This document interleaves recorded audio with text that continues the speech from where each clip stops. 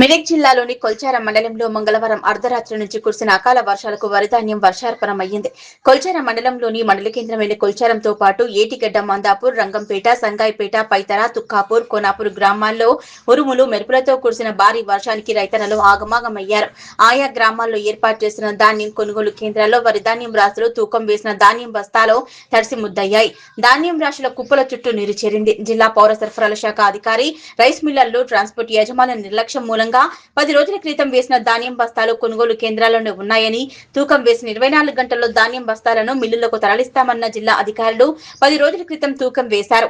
ధాన్యం తరలించడానికి లారీలు పంపాలని రైతులు మొరపెట్టుకున్నప్పటికీ స్పందించకపోవడం కారణంగానే తూకం వేసిన ధాన్యం బస్తాలు తడిచిపోయాయని రైతులు ఆగ్రహం వ్యక్తం చేశారు. తడిచిన ధాన్యం ఎలాంటి తరుగు లేకుండా మిల్లులకు పంపించేలా జిల్లా అధికారులు చర్యలు తీసుకోవాలని రైతులు కోరుతున్నారు. రైతులు ఏం లేకుండా బయట పెట్టుకుంటా చూసారు, అన్ని లేదు, అధికారులు పట్టించుకుంటలేరు, ఏది లేదు. విలేకరులకు ఇచ్చి విలేకరులకు అంతా కలెక్టర్ దాకా పోవాలని మా యొక్క మనవి. ఏమైంది ఇంత అధ్వానమా? మొత్తం ఇంత పబ్లిక్ ఉన్నారు, ఒక్క విలేకరు వచ్చిండు కానీ ఒక్క పబ్లిక్, ఒక అధికారులు పక్కన లారీ నడిచి వాళ్ళకి మేడం చెప్పలేరు. మీరు ఒక్కొక్కరు 20,000 15,000 ఇచ్చుకుంటా లారీలు తీసుకుని పోతున్నారు. మరి ఇట్లా అయితే రైతులు ఎట్లయితే వాటర్లో పోతున్నారు నీళ్ళు, అది ఎట్లయితే